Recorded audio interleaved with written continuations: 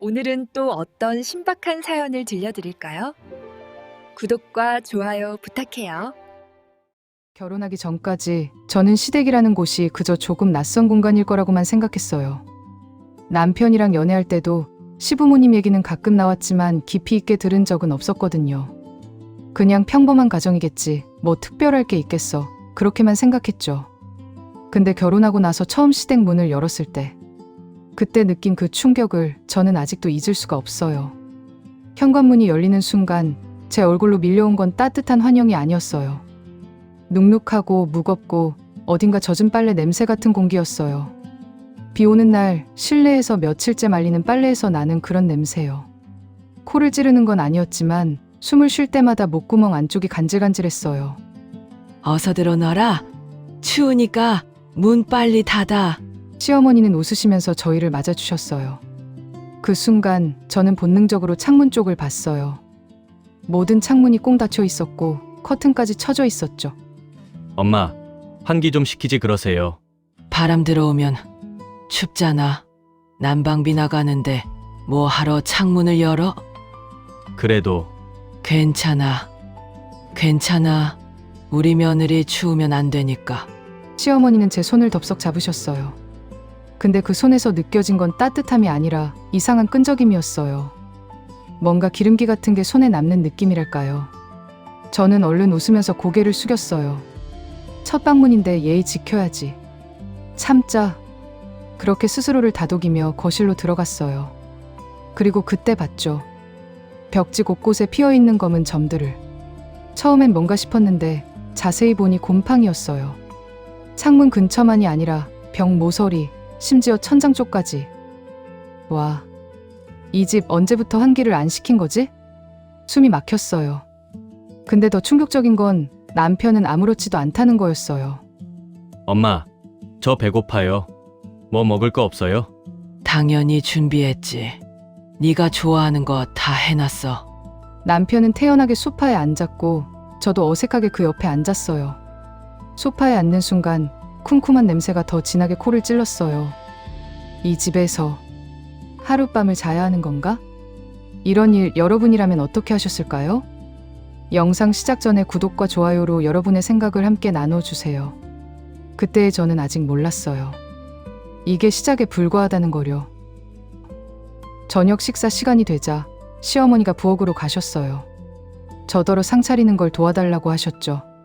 저는 당연히 도와드려야 한다고 생각했어요. 근데 부엌 문턱을 넘는 순간 제 발이 멈췄어요. 바닥이 끈적했거든요. 신발을 벗고 들어가는 부엌이었는데 양말 바닥으로 뭔가 축축하고 미끈한 게 느껴졌어요. 고개를 숙여 바닥을 보니 타일 곳곳에 기름때가 끼어 있었어요. 오래된 기름 자국들이 겹겹이 쌓여서 이제는 반질반질 광택까지 나는 수준이었죠. 발을 뗄 때마다 바닥이 찐득하게 달라붙는 느낌. 양말이 더러워지는 게 느껴졌지만 저는 아무 말도 하지 못했어요. 시어머니가 그릇을 내려달라고 하셨어요. 선반에 손을 뻗는데 그릇 표면이 미끈했어요. 손으로 만져보니 그릇 바깥쪽에 기름기가 묻어 있었어요. 씻은 지 오래된 게 아니라 애초에 제대로 안 씻긴 그릇이었던 거예요. 저는 말없이 그릇을 건넸어요.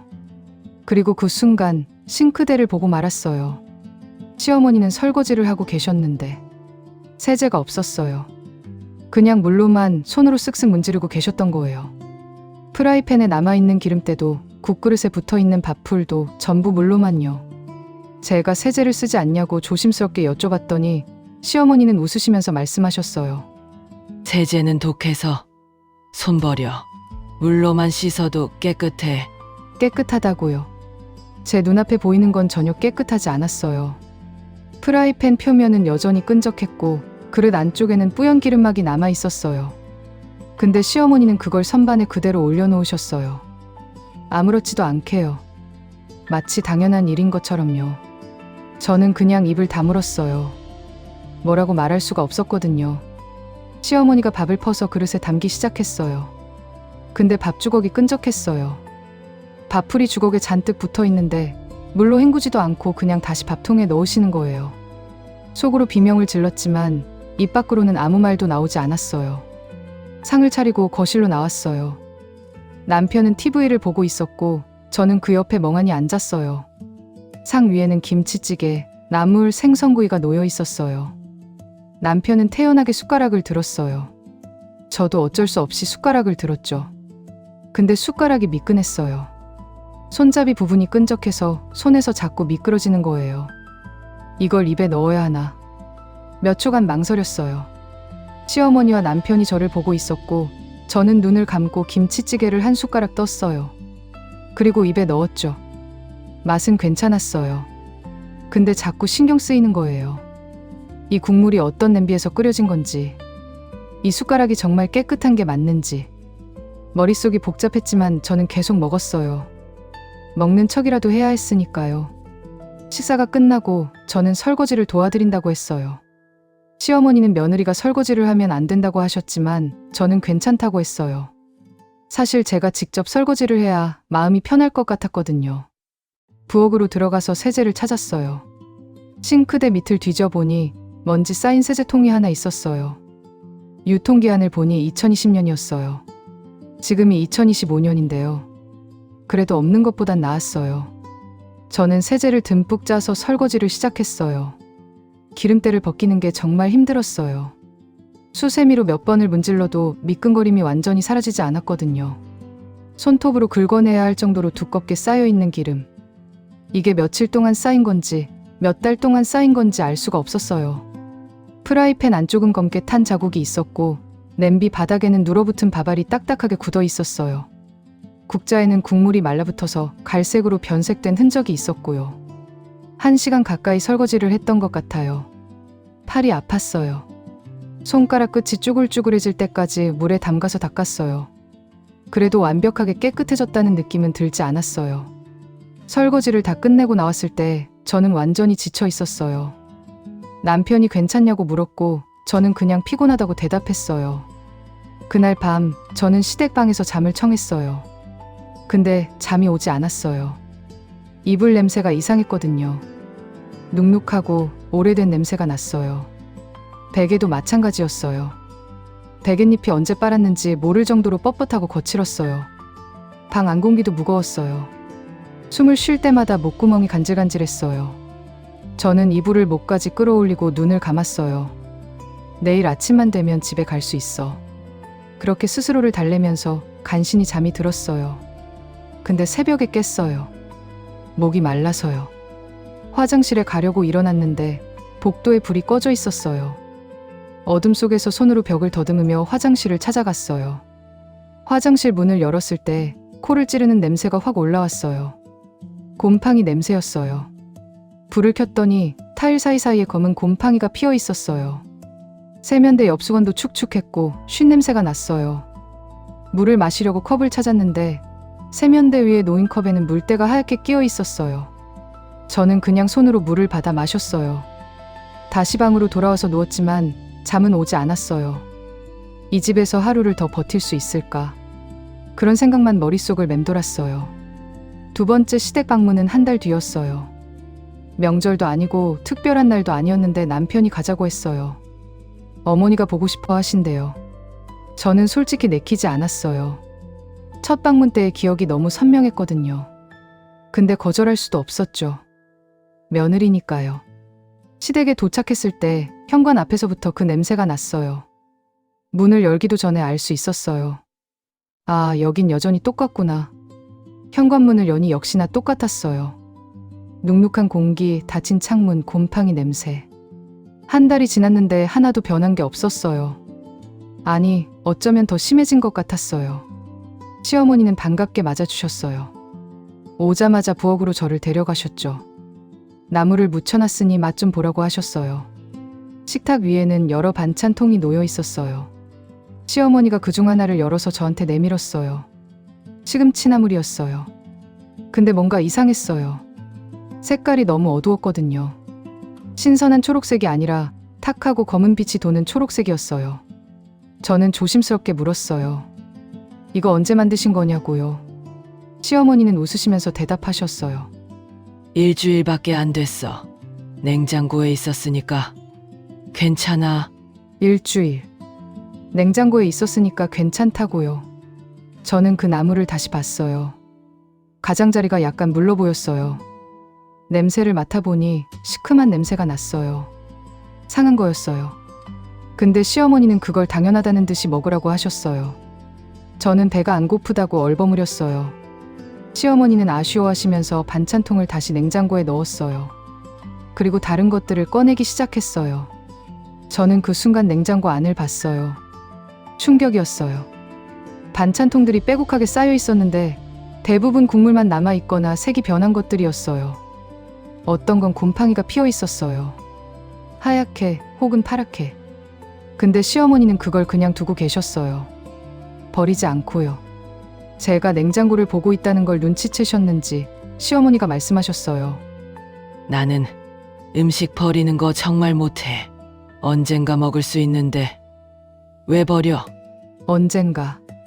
곰팡이 핀 음식을 언젠가 먹겠다는 거였어요.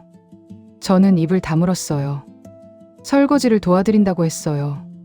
첫 방문 때처럼 제가 직접 하는 게 마음 편할 것 같았거든요. 싱크대 앞에 섰는데 설거지통에 그릇들이 쌓여 있었어요. 그릇 위로 물이 고여 있었고 그 물에서는 악취가 났어요. 며칠 동안 씻지 않은 그릇들이었어요. 저는 숨을 참고 설거지를 시작했어요. 세제를 찾았는데 이번에는 아예 없었어요. 지난번에 제가 쓴 그 유통기한 지난 세제도 바닥이 난 모양이었어요. 어쩔 수 없이 물로만 씻기 시작했어요. 근데 기름때가 너무 많이 끼어 있어서 물로만은 도저히 안 됐어요. 저는 손톱으로 긁어가며 설거지를 했어요. 손톱 밑이 까맣게 더러워졌어요. 한참을 설거지하고 있는데 시어머니가 부엌으로 들어오셨어요. 참기름병을 꺼내서 뭔가 하시는 것 같았어요. 저는 설거지에 집중하면서 곁눈질로 시어머니를 봤어요. 그리고 그 순간을 봤어요. 시어머니가 참기름병 입구를 혀로 핥고 계신 거요. 병 입구에 묻은 기름을 혀로 쓱쓱 닦고 계셨어요. 저는 손에 들고 있던 그릇을 놓칠 뻔했어요. 심장이 쿵 내려앉는 느낌이었어요. 시어머니는 아무렇지도 않게 그 병을 다시 선반에 올려놓고 나가셨어요. 저는 그 자리에 멍하니 서 있었어요. 방금 본 게 진짜인가? 꿈인가? 손이 떨렸어요. 설거지를 마저 끝내고 나왔을 때 저는 완전히 넋이 나가 있었어요. 남편이 뭐 하냐고 물었지만 저는 대답하지 못했어요. 뭐라고 말해야 할지 몰랐어요. 어머니가 참기름병을 혀로 핥았어. 라고 말할 수가 있나요? 믿을까요? 아니, 믿는다 해도 뭐라고 할까요? 엄마 원래 그래. 라고 할 것 같았어요. 저는 그냥 입을 다물었어요. 그날 밤 집으로 돌아오는 차 안에서 저는 창밖만 봤어요. 남편은 운전하면서 가끔 말을 걸었지만 저는 제대로 대답하지 못했어요. 머릿속이 복잡했거든요. 이게 정말 위생의 문제일까? 아니면 제가 너무 예민한 걸까? 세상에는 이렇게 사는 사람들도 있는 걸까? 그리고 저는 앞으로도 계속 이 집에 가야 하는 걸까? 그날 밤 집에 도착하자마자 샤워를 했어요. 1시간 가까이 샤워했던 것 같아요. 몸을 아무리 씻어도 뭔가 찝찝한 느낌이 사라지지 않았어요. 침대에 누웠지만 잠이 오지 않았어요. 자꾸 그 장면이 떠올랐어요. 참기름병을 혀로 핥던 시어머니의 모습이요. 그리고 생각했어요. 다음번엔 어떤 걸 보게 될까? 저는 이걸 계속 참아야 하는 걸까? 이게 며느리의 의무인 걸까? 잠들기 전까지 그 생각들이 머릿속을 떠나지 않았어요. 3번째 시댁 방문은 시어머니 생신 때였어요. 가고 싶지 않았어요. 솔직히 말하면 2번째 방문 이후로 시댁 생각만 해도 속이 메스꺼웠거든요. 근데 생신인데 안 갈 수는 없었죠. 저희는 케이크를 사들고 시댁으로 갔어요. 이번에는 마음의 준비를 단단히 했어요. 뭘 봐도 놀라지 않겠다고, 그냥 참겠다고 다짐했어요. 현관문을 열었을 때도 그 눅눅한 냄새에도 이제는 놀라지 않았어요. 예상했던 거니까요. 시어머니는 생신이라서 그런지 기분이 좋아 보이셨어요. 저희를 맞으며 환하게 웃으셨죠. 케이크를 드리니 너무 좋아하셨어요. 그 모습을 보니 괜히 마음 한구석이 아팠어요. 점심 준비를 도와드린다고 부엌으로 갔어요. 시어머니는 냉장고에서 이것저것 꺼내기 시작했어요. 반찬들을 꺼내는데 저는 이제 냉장고 안을 봐도 놀라지 않았어요. 국물만 남은 반찬통, 색이 변한 김치, 곰팡이 핀 통들, 다 예상 가능한 풍경이었으니까요. 시어머니가 반찬통 하나를 꺼내셨어요. 뚜껑을 열어보니 멸치볶음이었는데 멸치들이 서로 엉켜붙어 있었어요. 시어머니는 그걸 보시더니 말씀하셨어요. 이거 아직 먹을 만해. 조금만 볶으면 돼. 저는 아무 말도 하지 않았어요. 그냥 고개만 끄덕였어요. 시어머니는 냉장고 문을 활짝 열어두고 계속 뭔가를 찾고 계셨어요. 저는 그 틈에 냉장고 안을 자세히 봤어요. 맨 아래 칸에는 일회용 용기들이 쌓여 있었어요. 배달 음식 먹고 남은 것 같은 플라스틱 용기들이요. 깨끗이 씻어서 보관하신 건지 뭔가 담겨 있는 건지 알 수 없었어요. 용기마다 먼지가 쌓여 있었거든요. 야채 칸을 보니 무언가 물러 보이는 채소들이 비닐봉지 안에 들어 있었어요. 시들어서 색이 누렇게 변한 상추, 표면이 미끈해 보이는 오이, 문 쪽 선반에는 소스병들이 빼곡했어요. 간장, 고추장, 된장, 참기름, 식용유. 병마다 입구 주변이 끈적하게 굳어 있었어요. 시어머니가 냉장고 문을 닫으셨어요. 그리고 저한테 말씀하셨어요. 나는 말이야. 물건이건 음식이건 버리는 거 정말 못해. 너무 아까워. 아깝다. 그 말을 들으니 갑자기 뭔가가 머릿속을 스쳤어요. 시어머니는 언제 태어나신 분일까? 얼마나 가난한 시절을 살아오셨을까? 전쟁을 겪으셨을까? 배고픔을 겪으셨을까? 그런 생각들이 연쇄적으로 떠올랐어요.